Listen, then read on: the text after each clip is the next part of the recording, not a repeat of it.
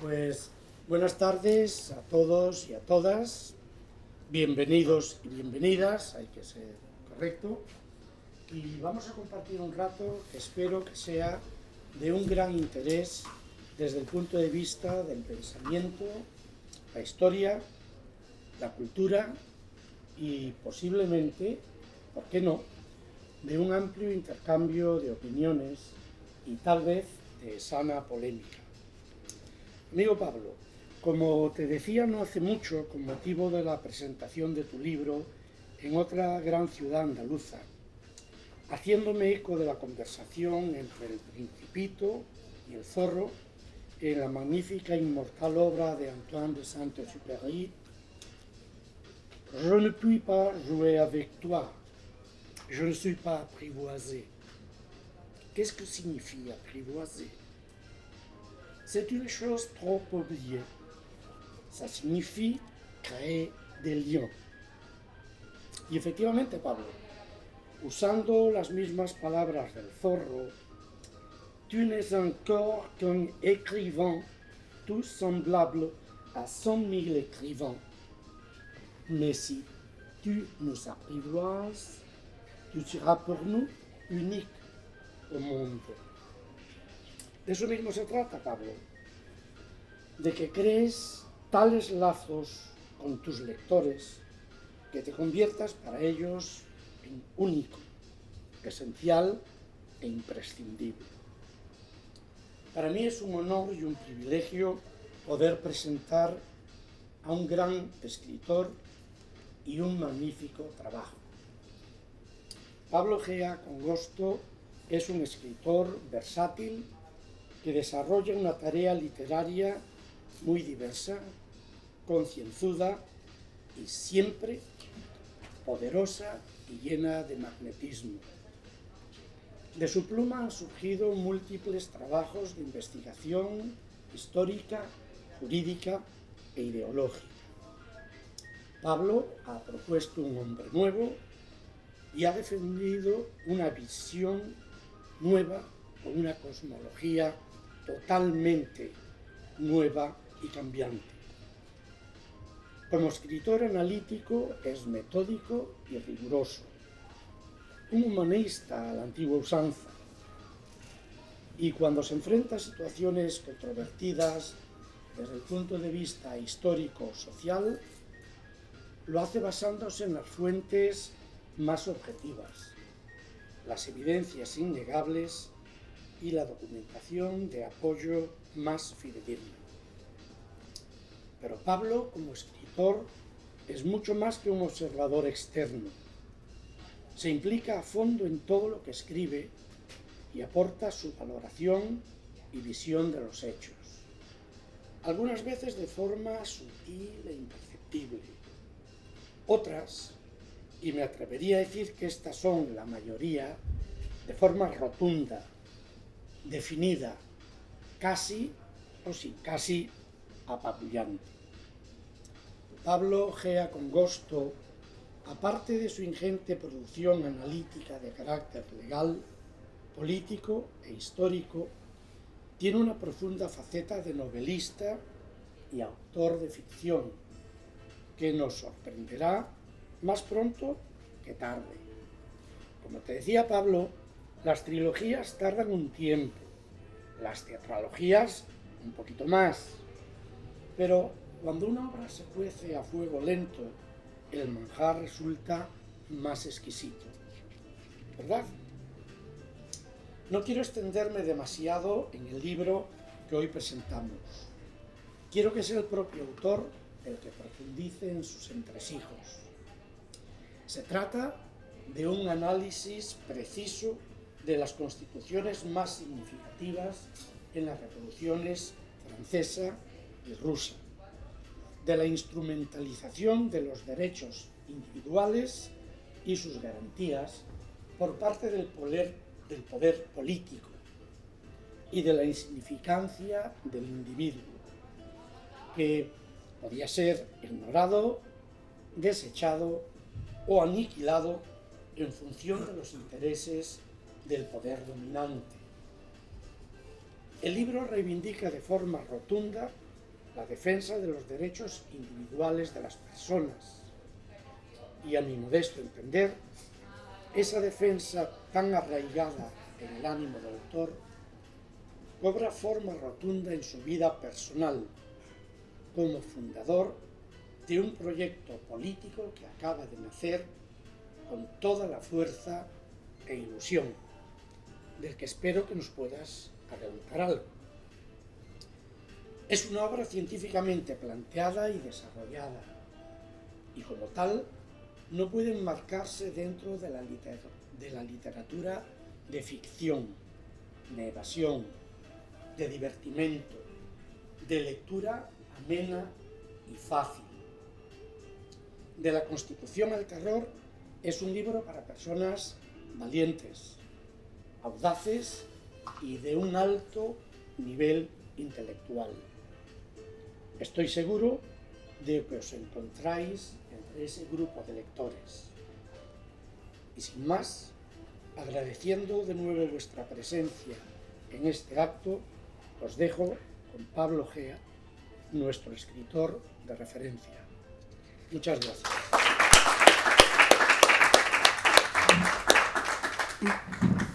Bueno, en primer lugar, daros las gracias a todos los presentes por haberos tomado un rato de vuestro tiempo a venir aquí a escuchar lo que se tiene que decir, sobre todo teniendo en cuenta el tiempo que hace ahí fuera y el ambiente, que a uno le apetecería más estar tomando una cervecita que quizá estar aquí, luego caerán, no os quepa la menor duda, y desde luego, por supuesto, agradecer a mi querido presentador las palabras que ha tenido la amabilidad de dedicarme, de las cuales por supuesto no soy merecedor y no por falsa modestia, sino porque en definitiva lo que se ha plasmado dentro de este libro no es más que una inquietud que ha ido anidando dentro de mi persona e incluso de otras personas de mi alrededor durante mucho tiempo. Entonces, la mera expresión de esas inquietudes no pienso que sea meritoria, sino pura y llanamente necesaria.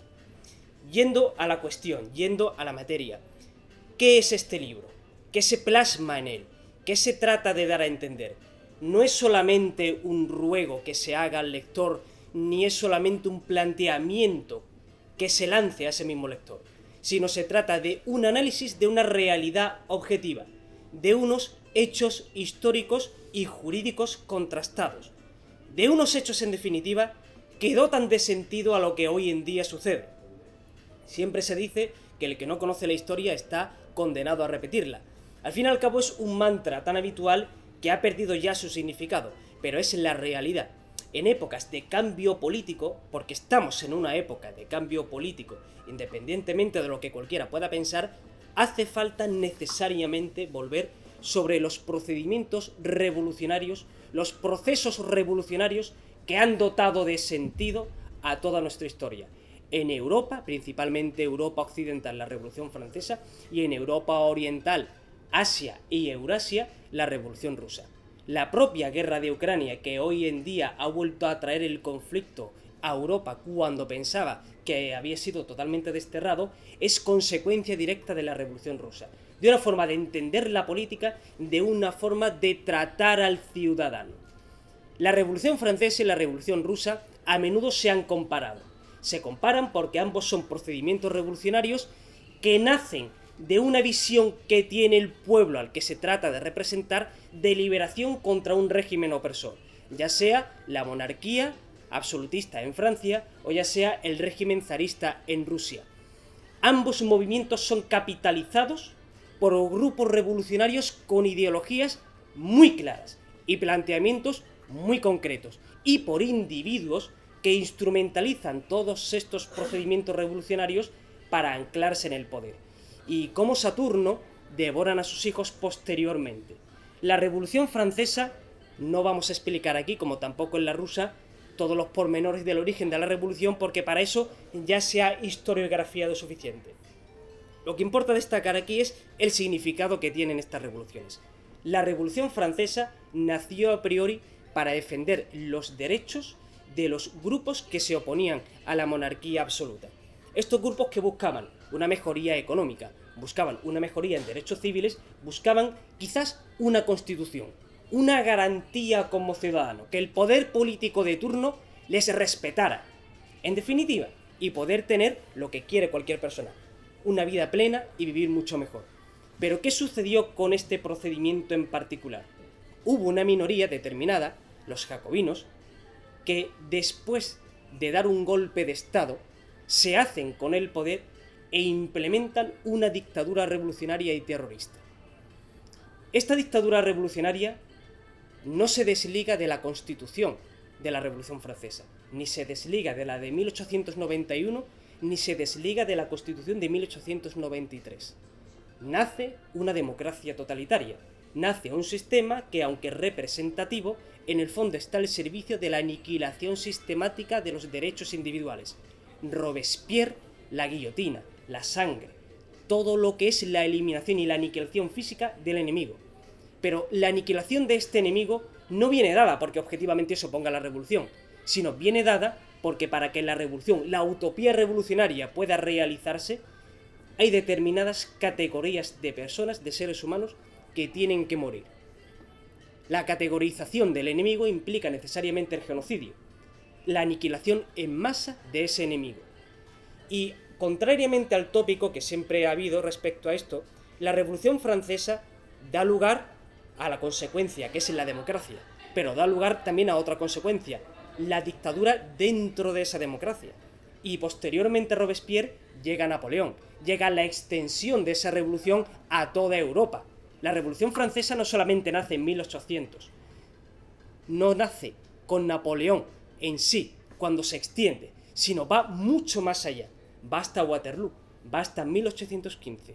Y todo este procedimiento revolucionario va dirigido a la eliminación de esos derechos que en teoría las constituciones querían consagrar.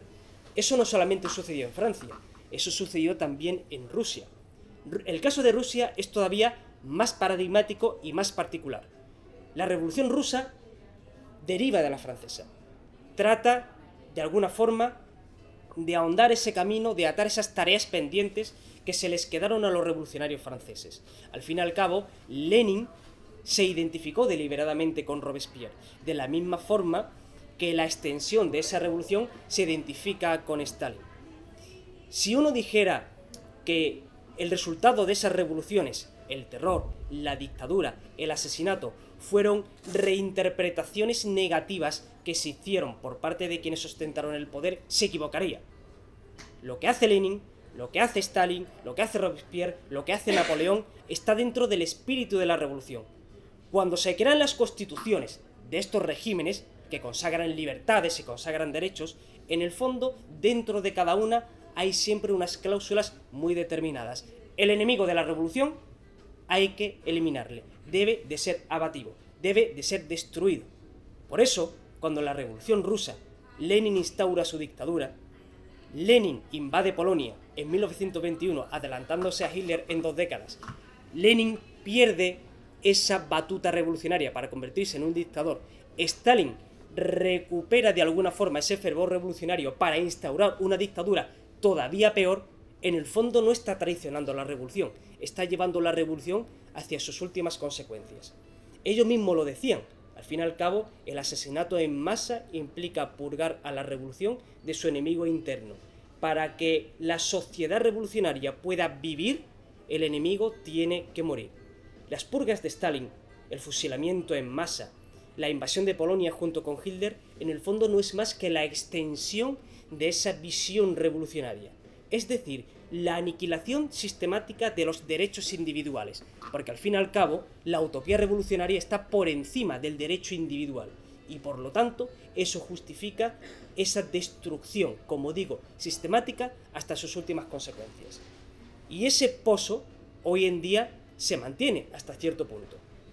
Lógicamente no con esas mismas consecuencias, pero está claro en determinados grupos políticos que entienden que el sacrificio de las libertades individuales está justificado si existe un bien colectivo que la gente puede apreciar como suyo.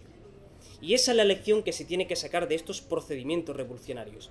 Al fin y al cabo, un cambio político en el sentido de eliminar estructuras o élites que sean nocivas, no es necesariamente malo. Cuando se convierte en malo cuando eso pasa por el hecho del asesinato en masa de grupos enteros de personas. Y esto no solamente se detuvo en la Revolución Francesa o en la Revolución Rusa, también dio lugar a otros submovimientos revolucionarios, que ya trataremos en otras entregas de esta misma serie de libros. Pero sin ir más lejos, el nacionalsocialismo alemán lleva a cabo su propia revolución nacionalista y socialista mediante la eliminación del judío. Porque no se elimina al judío solamente por la raza, se elimina al judío por anticapitalismo. El judío es un capitalismo que explota al pueblo alemán. Y por lo tanto, si se elimina a este enemigo interno, se le elimina del todo físicamente, la sociedad alemana podrá evolucionar, la sociedad alemana podrá continuar. Entonces, ahí está el nexo causal. La Revolución Francesa tiene el ligamen con la Revolución Rusa. La Revolución Rusa, a su vez, abre la compuerta a otra serie de revoluciones. Es más, sin ir más lejos, ¿qué sucedió después de la Segunda Guerra Mundial? El comunismo en Europa del Este se impuso esa visión revolucionaria en Hungría, en Alemania del Este, en la antigua Checoslovaquia, en esta serie de países. Esos regímenes cayeron en 1989 y la Unión Soviética desapareció en 1991. ¿Qué es lo que pasa aquí? Cuando caen estas estructuras, esa cultura política no muere. Los sistemas políticos democráticos de Europa Oriental siguen conservando los vicios de años y años y años de dictadura totalitaria. Y eso se traslada a lo que hoy en día es el espacio exsoviético. A Bielorrusia, a Estonia, Letonia, Lituania, a Georgia, a Azerbaiyán y desde luego también a Ucrania. Cuando una élite política se considera en posesión absoluta, completa, de la verdad, y se considera además, y lo que es peor, a sí misma legitimada para eliminar a grupos enteros de personas, dentro de esa lógica está también la utilización de la guerra. Y eso es lo que ha hecho Putin con Ucrania. Al fin y al cabo, ¿por qué Putin invade Ucrania? No la invade ni por un motivo político, ni lo hace por un motivo económico, lo hace por un motivo espiritual. Su visión del mundo no puede tolerar la existencia del Estado ucraniano. El Estado ucraniano es anatema para la visión rusa y por lo tanto se considera absolutamente legitimado para aplastar esa soberanía. Voy incluso más allá, poniendo otro paralelismo histórico. Cuando ha tenido lugar la invasión de Ucrania, la gente se ha llevado las manos a la cabeza con las matanzas que han llevado a cabo los rusos. Manos atadas a la espalda y tiros expertos y precisos en la nuca. Bien, eso es algo que ya hicieron los soviéticos en su avance por Europa del Este. Un dato que no se conoce muy a menudo es que la visión, la eliminación o el ataque más planificado y desde luego más elaborado en cuanto a envergadura cuantitativa y cualitativamente contra la mujer en la edad contemporánea fue la violación y el asesinato sistemático por parte del Ejército Rojo de mujeres en su avance desde Moscú hasta Berlín. Violadas y asesinadas cerca de 2 millones de mujeres. ¿Por qué sucedía eso? ¿Porque no existiese dentro del Estado soviético una cultura de respeto hacia la mujer? No, porque se les consideraba enemigos del pueblo. Voy incluso más allá. Las matanzas que hoy en día tienen lugar en Rusia, o tienen lugar en Ucrania, porque en Rusia también se sigue asesinando, están directamente relacionadas con un evento tan sumamente significativo como fueron las matanzas de Katyn.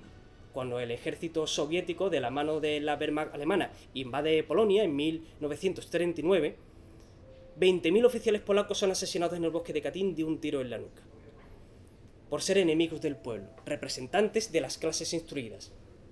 Aristócratas, ingenieros, médicos, abogados, economistas, había que matarles. Pero había que matarles no porque se opusieran al Estado soviético, había que matarles porque eran una categoría objetiva que había que asesinar. Si alguien preguntara por qué hay que volver sobre la Revolución Francesa a la Revolución Rusa, al fin y al cabo uno podría decir, bueno, pasó hace mucho tiempo, ¿a quién diablo le interesa? Esas consecuencias hoy en día se mantienen, porque somos herederos de estos regímenes. Y en tanto que nosotros no aprendamos las lecciones que se derivan de estas etapas históricas, no vamos a poder tener nunca unos sistemas democráticos plenos, porque los vicios de esas revoluciones se siguen repitiendo. Al fin y al cabo, ¿quién no quiere hoy en día más derechos? ¿Quién no quiere hoy en día una mayor prosperidad? Pero la pregunta que yo lanzo es, ¿esa prosperidad debe adquirirse a costa de la eliminación de grupos enteros? Pero ya no hablo de eliminación física, sino de postergar a estos grupos, de reducirlos a la inanidad política, a la insignificancia. Eso mismo pensaban los que apoyaban a los revolucionarios franceses, y a los rusos, y a los alemanes. Al fin y al cabo, si el resultado es la prosperidad de un pueblo, ¿qué más da que una determinada categoría desaparezca del mapa? Al fin y al cabo, si yo estoy bien, ¿a quién le importa? Esa es la cuestión. Se ha tratado aquí anteriormente lo que es una visión política de conjunto que se está poniendo en marcha por parte mía y por parte de otros colaboradores. Pues sin querer adentrarme en esta cuestión ahora mismo, porque no sería el formato, sí tengo que decir una cosa. Si hay una defensa que se pueda hacer más fuerte de los derechos individuales, que baje Dios y lo vea. Porque es nuestro propósito fundamental crear una estructura de defensa de estos mismos derechos individuales. Porque al fin y al cabo, si no existen derechos individuales, derechos civiles reconocidos en una Constitución, da igual cualquier tipo de utopía revolucionaria que se ponga encima de la mesa. No valdrá para absolutamente nada. Y es la defensa que se trata de hacer en este libro. Se explica lo que es la Revolución Francesa, se explica lo que es la Revolución Rusa, pero desde luego se hace una defensa y se pone el hincapié en la necesaria unión que tiene que haber entre los derechos individuales y entre los derechos sociales, porque al fin y al cabo, si uno no tiene capacidad económica para poder ser libre, ¿de qué sirve que una Constitución te lo reconozca? Y hoy en día tenemos en España y en otros países de Europa grupos políticos, ya sea la extrema derecha o la extrema izquierda, que plantean este tipo de utopías revolucionarias, pero que debe saberse que en el caso de que lleguen al poder van a tratar de eliminar estos derechos. No van a llegar a hacer lo que hizo Robespierre, no van a llegar a hacer lo que hizo Lenin o hacer lo que hizo Stalin, pero desde luego sí van a intentar pervertir esos sistemas democráticos para que solamente conserven de democracia el nombre. Y por lo demás, finalizo aquí y muchísimas gracias por asistir.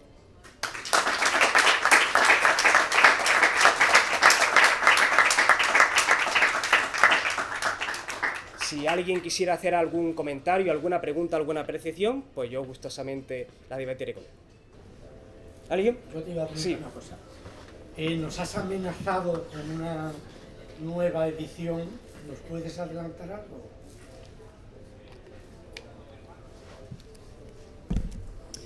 Este libro forma parte de una trilogía que se proyecta. Este libro empieza tratando de la Revolución Francesa y de la Revolución Rusa.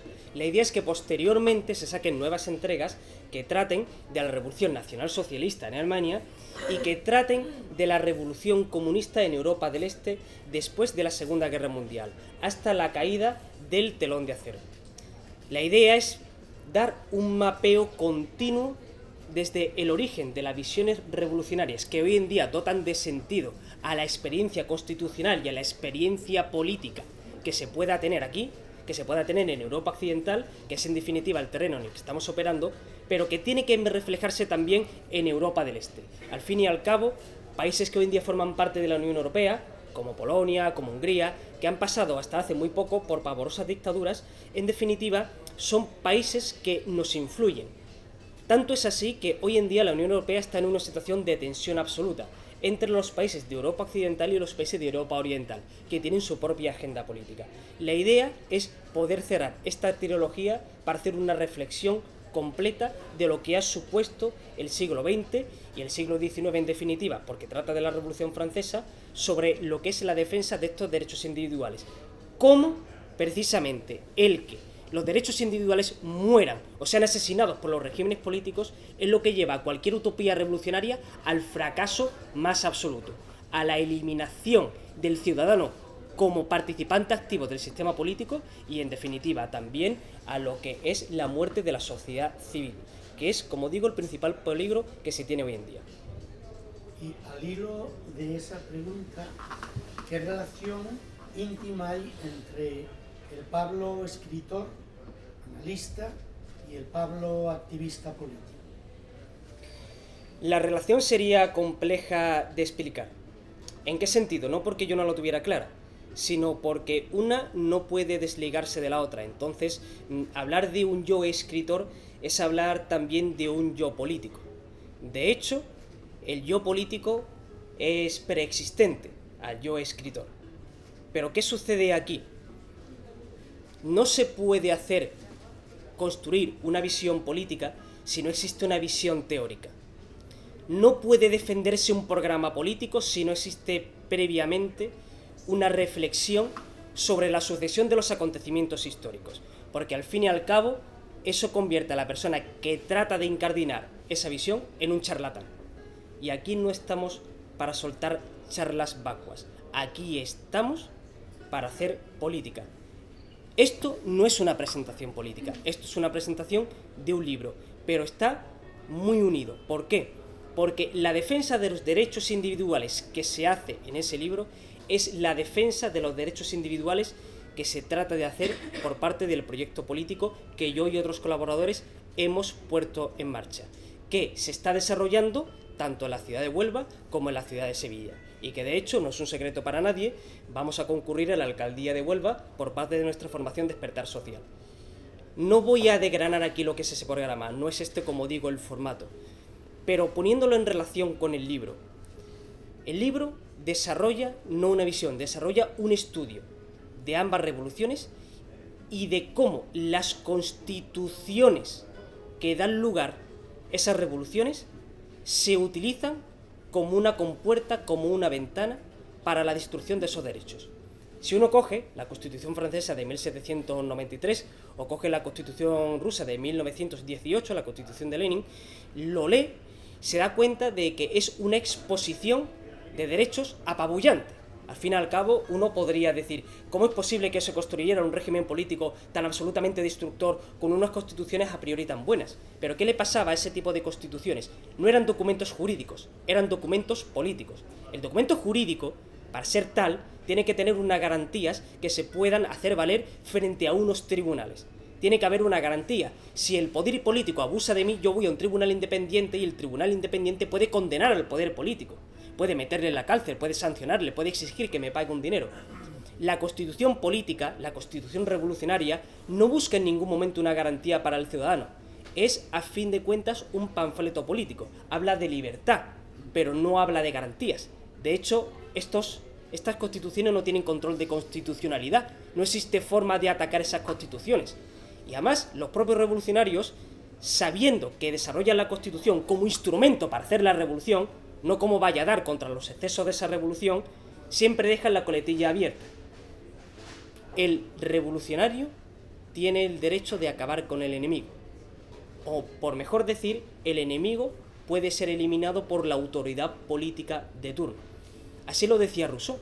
Rousseau, que se enseña como uno de los padres del contrato social, Rousseau es el padre del totalitarismo. Y cualquiera que me escuche aquí ahora mismo dirá, Dios mío, ¿qué está diciendo este hombre?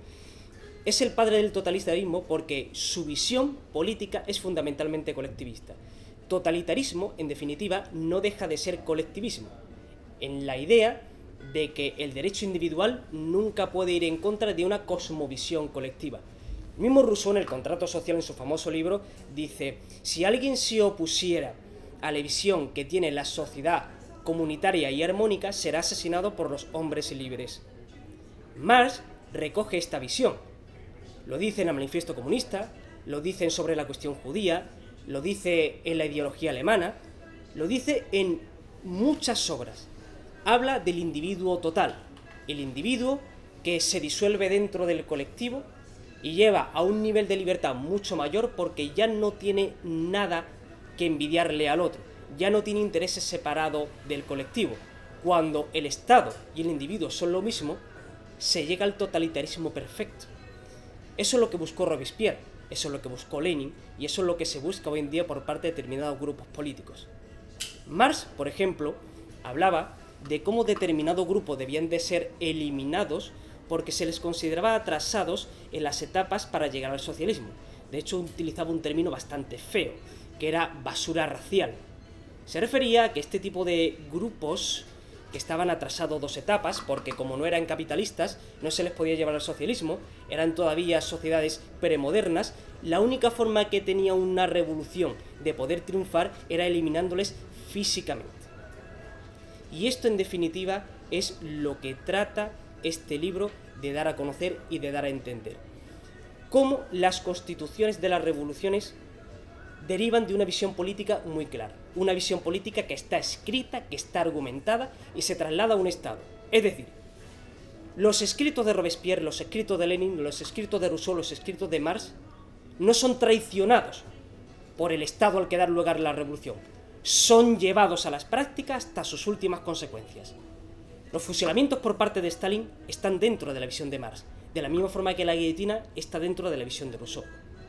Y esta es la reflexión, como digo, principal que el libro trata de hacer, y de ahí la trilogía, porque no tiene que quedarse solamente en la Revolución Francesa y la Revolución Rusa, debe de ir más allá, debe de hablar de la consecuencia de la Revolución Rusa, que es el nacionalsocialismo, y debe de hablar de lo que fueron las dictaduras comunistas en Europa del Este, de la misma forma que solamente así podemos entender lo que pasa aquí y lo que está pasando ahora mismo en Ucrania.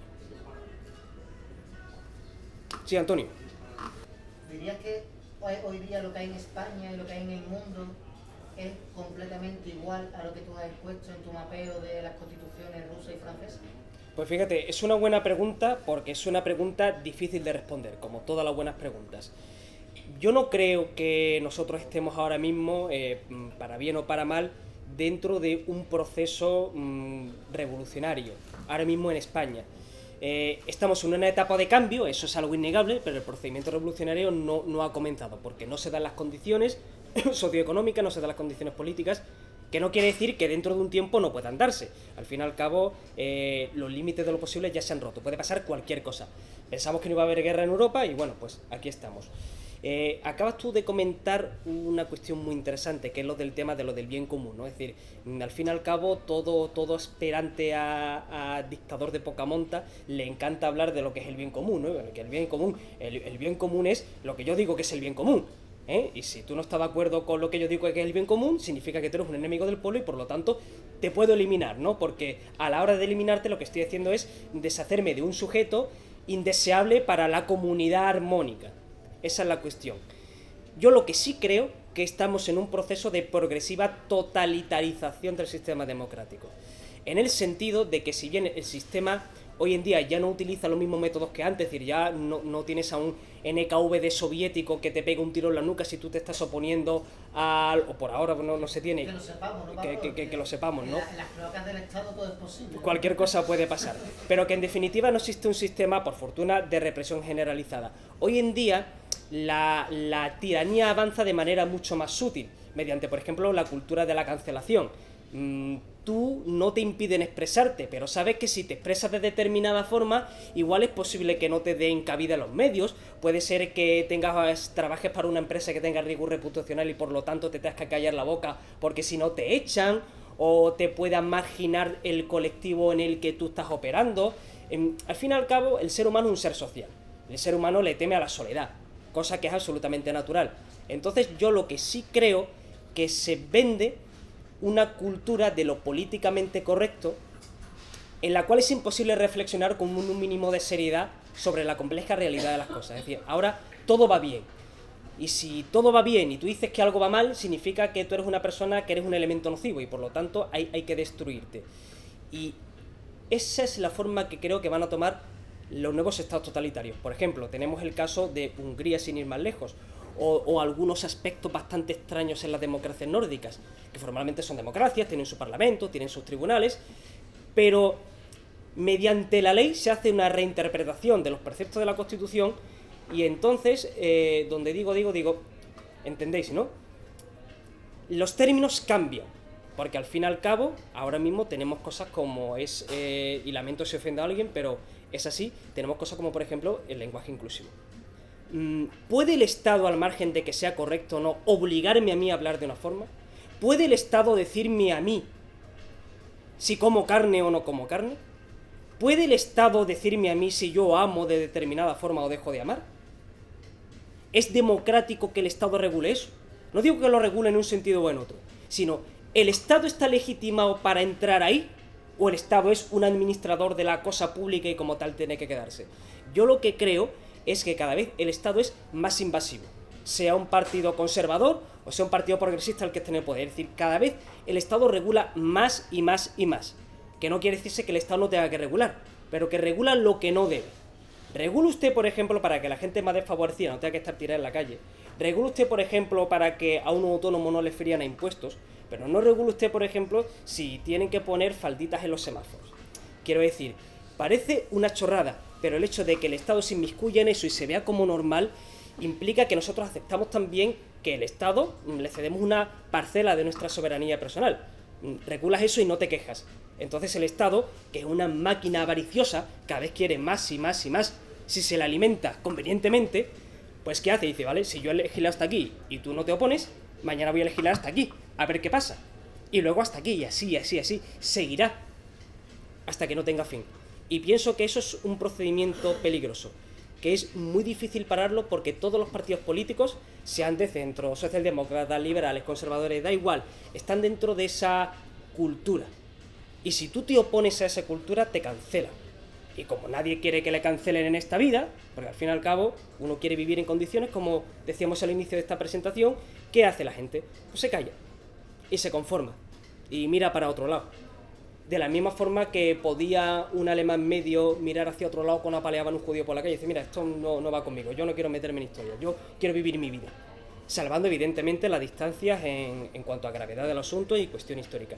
Pero al hilo de la reflexión que tú haces de Agenda 2030 y demás, pienso que estamos inmersos en ese tipo de proceso y me preocupa mucho. Y quiero que este libro sea una modesta contribución como valladar contra esa visión del mundo que me parece absolutamente espantosa. Por fortuna somos los ciudadanos que creo, y Dios me diga, que van despertando de esa situación, porque además es lo que de estas reflexiones sacamos. El momento en que nos cargamos los derechos individuales para difuminarnos un colectivo que no creo que ni nos sentimos identificados, ni nos sentimos realmente identificados con esa ideología, pues al final es lo que va a suponer. La imposición de una cultura de cancelación que quiere que difumine, ¿no? Que tu personalidad se difumine y se entregue a los intereses colectivos y a los valores en pos del bien común. No, señores, lo que tiene que prevalecer son los derechos individuales, ejercidos de forma conjunta, evidentemente. ¿No? Los derechos individuales se pueden ejercer de forma conjunta. Es que los derechos individuales no están alejados de tu responsabilidad para con tu comunidad. Es decir, tú tienes derechos y tienes obligaciones. ¿De acuerdo? Porque eso no puede ser barra libre. ¿Qué es lo que sucede? Y lo que yo lo pongo en relación con el libro. Los revolucionarios, los que querían en definitiva hacer un cambio político, un cambio estructural, se dieron cuenta de una cuestión muy clara. La política es poder y el cambio político es poder. Si no se ejerce el poder, no hay cambio político. Por eso se afanaron tanto en tomar el poder. ¿Cuál es la reflexión que yo saco de esto? Contrario sensu a lo que hicieron estos revolucionarios. Que si uno quiere hacer un cambio político, el cambio político no puede hacer la presión en la calle que quiera. Puede escribir los libros, los artículos, conciertos, está muy bien. Pero si la ciudadanía no articula un mecanismo político que consiga el poder, lo ejerza, modifique la Constitución, modifique las leyes. Yo de hecho soy partidario de un cambio constituyente. A mejor pienso que la Constitución del 78 ha tenido su recorrido, que era adecuada para ese contexto histórico, pero que tiene que revisarse completamente, que el sistema político tiene que cambiar porque la situación ha cambiado. Ahora, ¿qué es lo que pasa? Eso solamente se consigue mediante el poder político. Los partidos de hoy en día, ninguno, pero ni los españoles, ni los franceses, ni los alemanes, ni ninguno va a hacer un cambio político. ¿Por qué? Porque no les interesa. ¿Van a reformar, por ejemplo, la ley electoral para que los partidos pequeños tengan mayor representación? Pues no lo van a hacer. Y el partido pequeño, que hoy en día es pequeño, mañana sea grande, tampoco la va a reformar. ¿Por qué? Porque no le interesa. Entonces, al fin y al cabo, sucede en el fondo algo parecido, no igual, a lo de esta revolución. Hubo el cambio constituyente aquí en España. Tenemos una democracia. El PSOE ganó las elecciones en el 82 y todo parecía la panacea. Pero al fin y al cabo, estos revolucionarios, estos reformistas, estos demócratas, se han ocupado la posición que antes tenían las élites de la propia dictadura franquista. De la misma forma que los revolucionarios franceses y los rusos ocuparon la posición que antes tenían los monarcas absolutos o que tenía el zarismo. Se convierten en una nueva élite que esclaviza al pueblo y que por lo tanto se considera legítimo depositario de lo que es el bien común y sanciona, destruye a ese mismo pueblo que dice representar. Es lo que hace la clase política hoy en día. Como digo, no con las mismas armas que los revolucionarios, pero con ese mismo sentido inequívoco. La destrucción de tu capacidad como persona, como ciudadano, de poder ejercer ese contrapoder.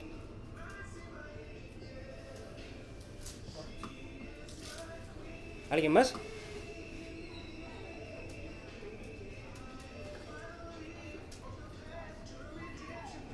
¿Nadie más?